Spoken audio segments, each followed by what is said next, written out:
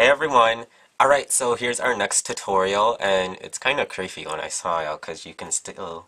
Oh, that's weird. But yeah, this is the tutorial. It's loosely based off of Harvey Dent from the Batman movie, only because his was like this and he had like, you could see the muscles and stuff like that, only they use like special effects, CGI, a whole bunch of stuff, but this is my take on it. I don't do the burnt skin or anything like that. That's just way too much going on for this side of my face. But if you want to know how to do that, Nicholas on YouTube actually did a video to make it look like your skin has been charred. So I'll put a link over and down, or over depending on if you're watching the big or small video.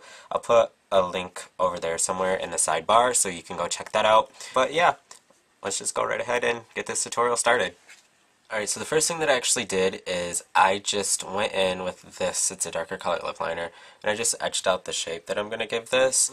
Now, I've been getting asked a lot, where can you buy Spirit Gum? You get it at any Halloween store or any costume shop, anywhere that'll sell theatrical styled makeup, you can get it from there.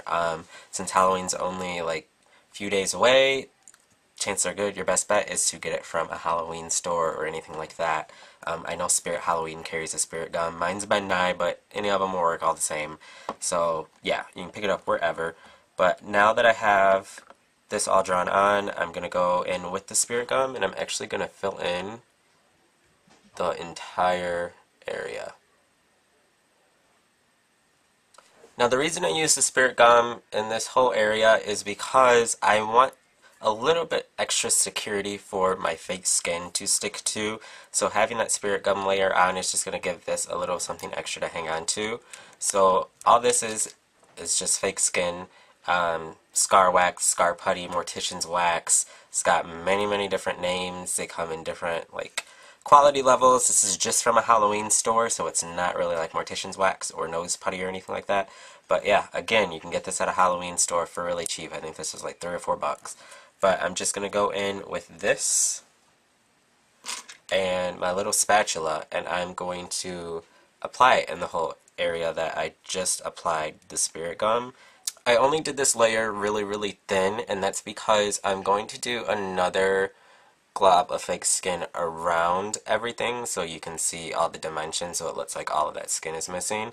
But another thing that I did, you can see there's a line right there. I just took my tongue and ran it across the bottom of my teeth, and then just went in with the other end of my spatula and did that line so that way I could figure out where all the teeth are going to go once I actually start to place them on the skin. Now that I have the wax on and have that line and everything, I'm just going in with pink Kryolan Aqua Color. This is bubblegum pink. And I'm just going to put this pretty much all over. Now I'm just going over it with a red, and I'm just setting that right on top. Now before I go any farther with shading and everything, I'm going to apply these little teeth that I made that look like my teeth. I actually shaped them to look like my teeth. And to do this, all I actually did is I just bought some nail tips I got these from Sally's Beauty Supply, and then I just took nail clippers and a file, and I would clip them and then file them into shape. It only took about 45 minutes to an hour to do 12 of them, only because I did it non-stop. So yeah, I made these, and I actually got this idea from Nicholas, who I also mentioned in the beginning of the video to check out if you want to see how to make your skin look charred. I was talking to him and he actually gave me this idea, so thanks. But now I'm just going to apply these, and to apply them, I'm just going to put a little bit of lash adhesive on the back of them, and then just kind of wiggle them and position them inside of the thin layer of putty that I have on my face.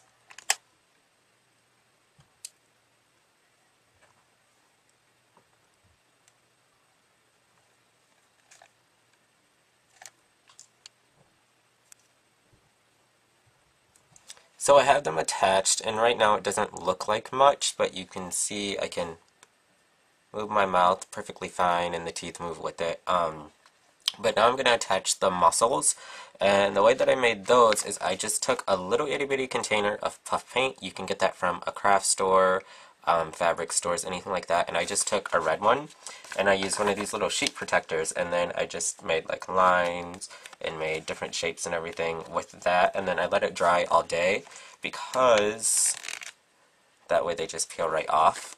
And what you can do with these, you can paint the back with spirit gum if you want to.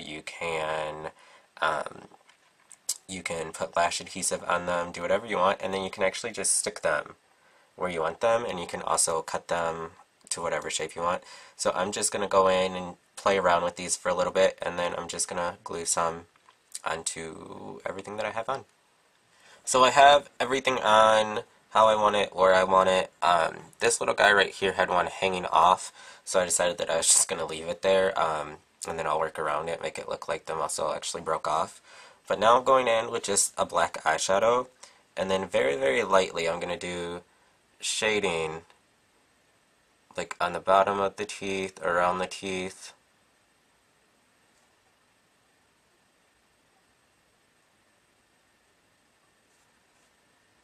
You can see I did my shading, and I have most of it how I want it. Now I'm just going to go in with that black, but on a different brush this time, and then just right around the edge of everything, I'm just going to go in and stipple this. Now I'm going to go back in with that spatula and fake skin from earlier, and I'm going to do a nice thicker layer right around the edge to make it look like the skin is ripped off or just missing from that general area. And I'm just going to set it and then smooth it. You can also do this with like a business card or anything like that.